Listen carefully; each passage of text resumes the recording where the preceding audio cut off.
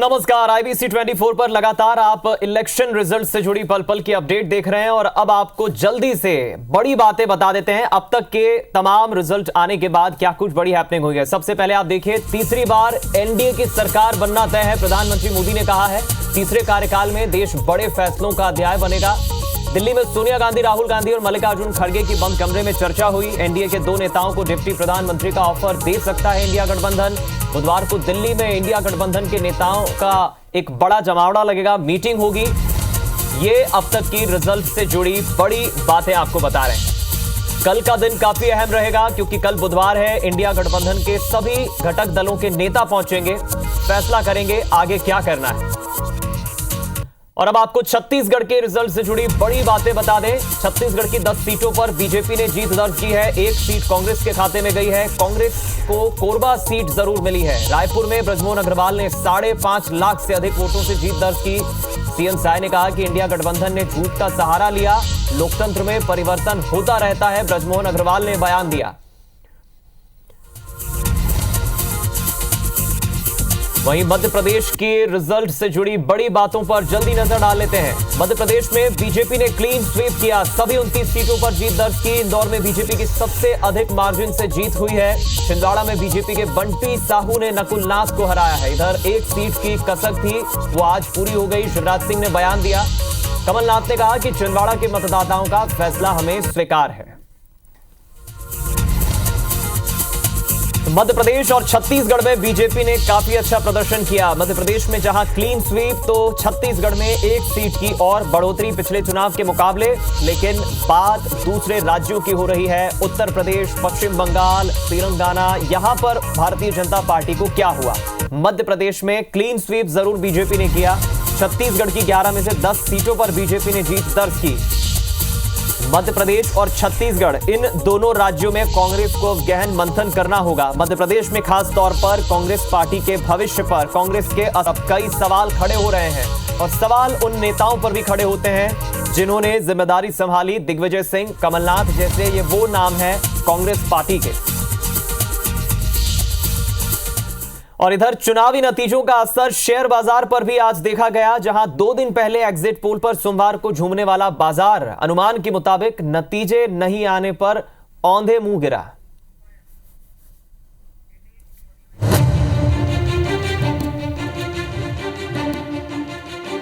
Bumper जीत के साथ मोदी 3.0 के आने की उम्मीद सिर्फ बीजेपी और उनके समर्थकों को ही नहीं बल्कि बाजार को भी थी। लेकिन 8 बजे से काउंटिंग शुरू होने के बाद जिस तरह से विपक्ष ने कड़ी टक्कर देनी शुरू की, वैसे ही बाजार की उम्मीदें भी धराशायी होने लगी। बाजार सोमवार की क्लोजिंग के आसपास ही खुला, लेकिन बीजेपी को होते नुकसान को देखते ही बाजार में बिकवाली का दौर शुरू हो गया। सेंसेक्स दोपहर आते आते 6000 अंकों से ज्यादा गिर गया।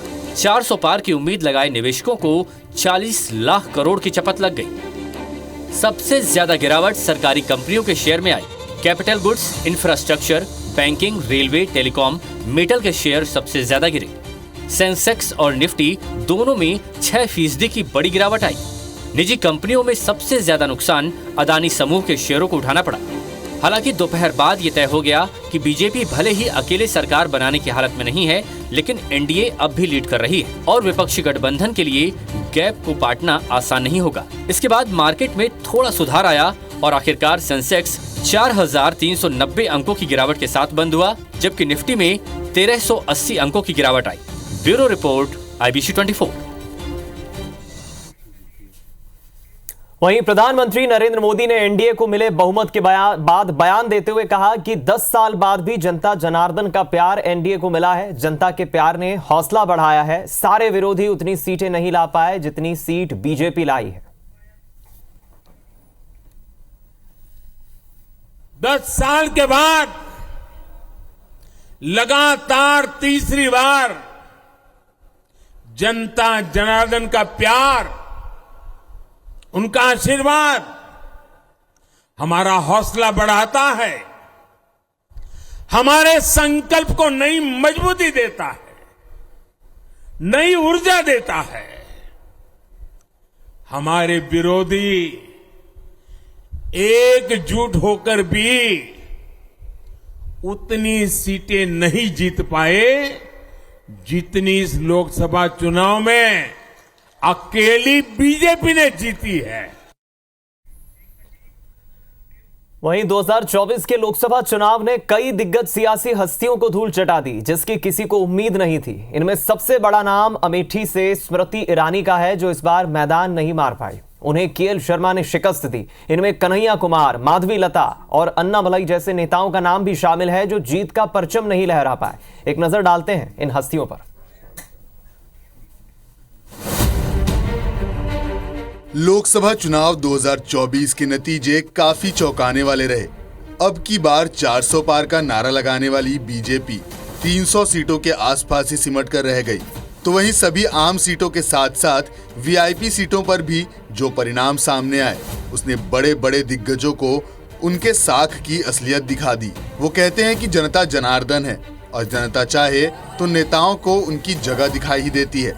कुछ ऐसा ही हाल 24 के चुनाव में देखने को मिला, जिससे वीआईपी नेता भी नहीं बच पाए। बात अगर हारने वाले वीआईपी नेताओं की करें तो इसमें सबसे बड़ा नाम स्मृति ईरानी का होगा। अमेठी से जब स्मृति ईरानी और केएल शर्मा के बीच मुकाबले का ऐलान हुआ तो बीजेपी का कहना था कि केएल शर्मा गांधी परिवार के पीए हैं, पर रिजल्ट आते ही स्मृति ईरानी की किरकिरी हो गई और अमेठी से जीत का दावा करने वाली स्मृति ईरानी को हार का सामना करना पड़ा। बात अन्य वीआईपी सीटों की करें तो वाराणसी में नरेंद्र मोदी और कांग्रेस के अजय राय के बीच मुकाबला था, जहां पीएम मोदी ने जीत हासिल की। गांधीनगर सीट पर अमित शाह और सोनल पटेल के बीच मुकाबला था, जिसमें अमित शाह ने जीत दर्ज की।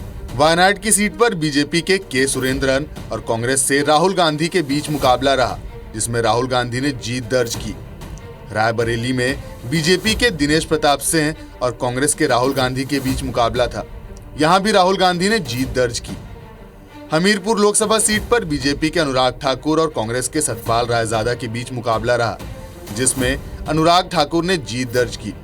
बात नागपुर सीट की करें तो यहां नितिन गडकरी और विकास ठाकरे आमने सामने थे, जिसमें नितिन गडकरी ने जीत दर्ज की। मथुरा सीट पर हेमा मालिनी और मुकेश धनगर के बीच मुकाबला रहा, यहां हेमा मालिनी जीती। मेरठ सीट पर अरुण गोविल और सुनीता वर्मा के बीच मुकाबला था, जहां अरुण गोविल जीते। कन्नौज सीट पर अखिलेश यादव और सुब्रत पाठक के बीच मुकाबला था, जहां अखिलेश यादव जीते। मैनपुरी सीट पर डिंपल यादव और जयवीर सिंह के बीच टक्कर देखने को मिला, जहां डिंपल यादव जीती।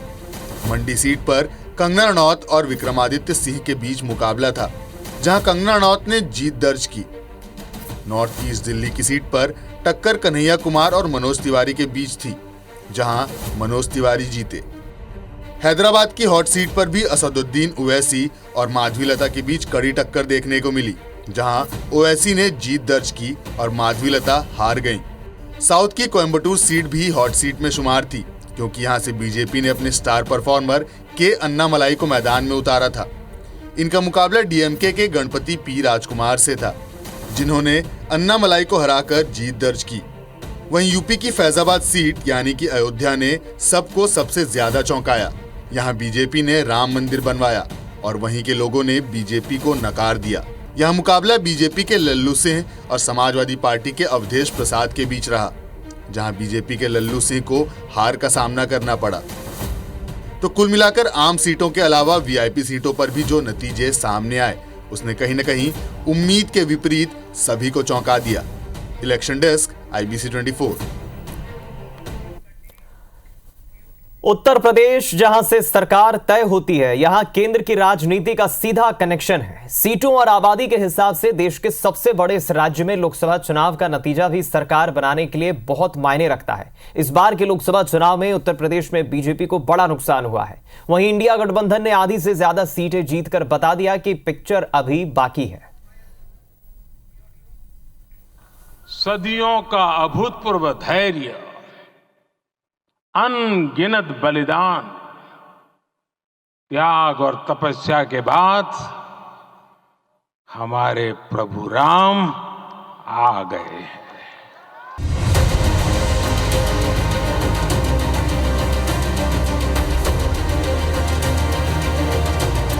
यूपी की पावन धरती अयोध्या में रामलला तो विराज गए, लेकिन ऐतिहासिक पल बीजेपी के लिए वोटों में तब्दील नहीं हो पाए। लोकसभा चुनाव में इस ऐतिहासिक पल का कोई असर नहीं दिखा। क्योंकि खुद अयोध्या नगरी वाली सीट फैजाबाद में 3 बार के सांसद लल्लू सिंह कमल नहीं खिला पाए।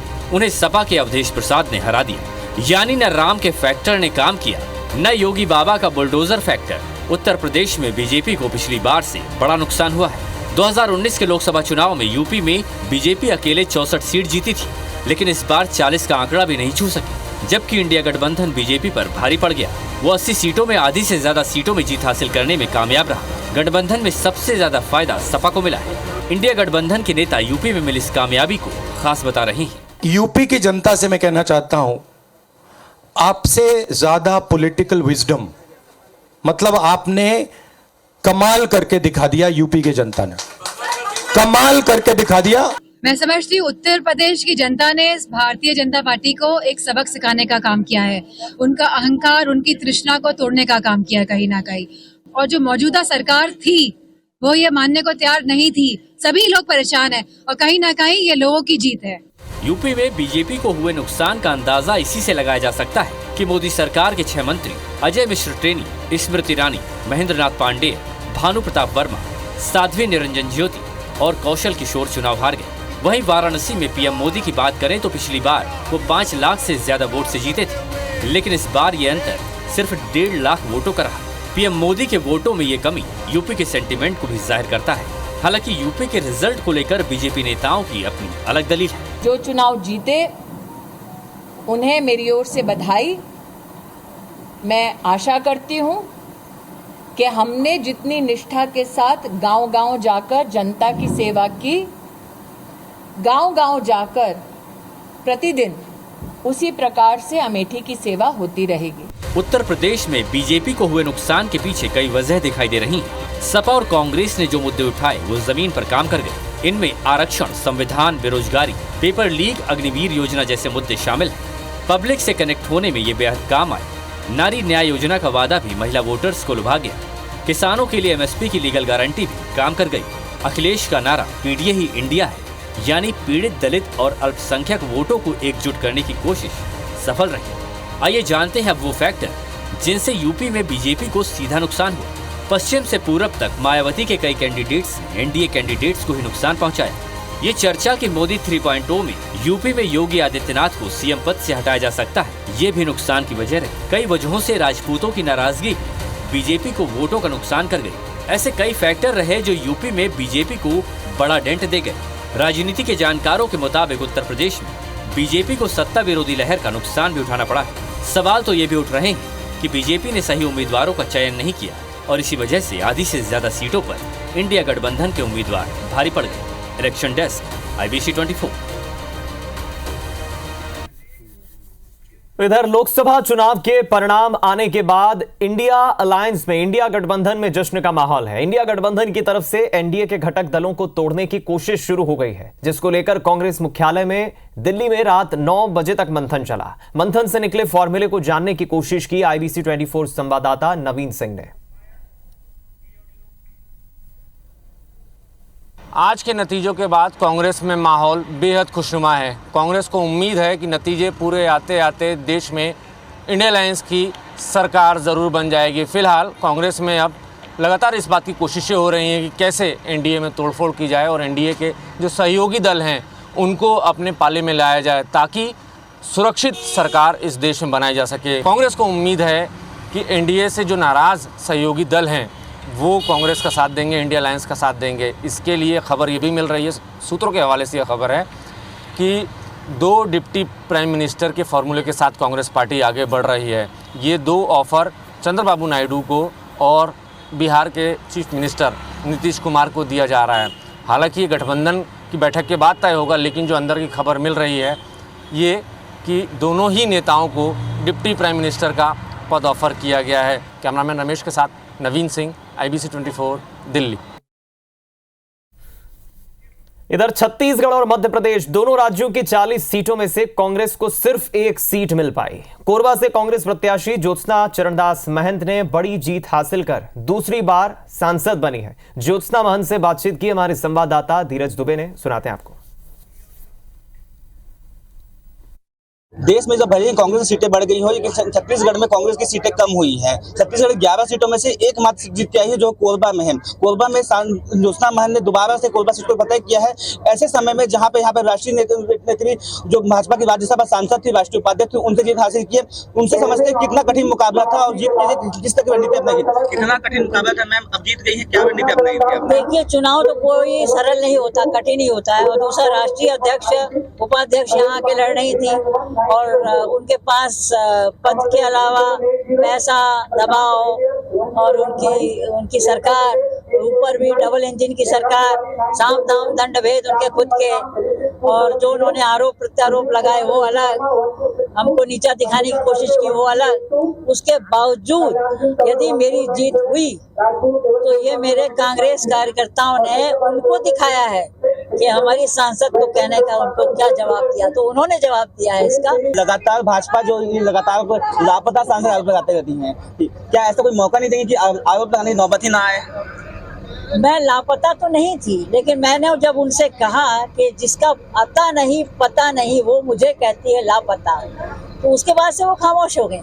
पहले वो खुद का पता बताती, तब मुझे लापता कहती। ये थी जो सांसद ज्योत्सना महल का साफ तौर पर कहना है कि बाहरी प्रत्याशी का जो दाव यहाँ पे लोगों को भारी पड़ गया और लगातार जो 5 साल को समय मिला है यहाँ पे, उनसे लगातार क्षेत्र की जनता के लिए काम करते रहेंगी। अपनी जीत का श्रेय उन्होंने जनता को दिया है, साथ में अपने कार्यकर्ताओं को दिया है और लगातार सक्रिय रहने की बात कही है। दिवस दुबे, IBC24, कोरबा। इधर छत्तीसगढ़ में एक बार फिर बीजेपी ने कांग्रेस को एक तरफा शिकस्त दी। कांग्रेस ने कई सीटों पर अपने दिग्गज नेताओं को मैदान में उतारकर बीजेपी को चुनौती दी, लेकिन नतीजे बीजेपी के पक्ष में आए। बिलासपुर से कांग्रेस प्रत्याशी देवेंद्र यादव ने हार के बाद मीडिया से चर्चा की। क्या कुछ कहा उन्होंने, सुनाते हैं आपको। बिलासपुर के जनादेश का स्वागत करता हूं, जनता का आभार करूंगा। जनता ने बहुत सारे मत दिए, खूब सारा वोट दिया है, बहुत आशीर्वाद इसने दिया है, सबका आभार। बीजेपी के प्रत्याशी तोकन साहू जी को भी मैं शुभकामनाएं दूंगा कि विधानसभा में हूं मैं और बिलासपुर के हितों की रक्षा हम विधानसभा में रहकर कर सकते हैं। यहाँ की युवाओं, माताओं, बहनों, वरिष्ठों की जो बातें रहेगी, उनकी जो भावनाएं रहेगी, उसको हम पूरी मजबूती से रखेंगे।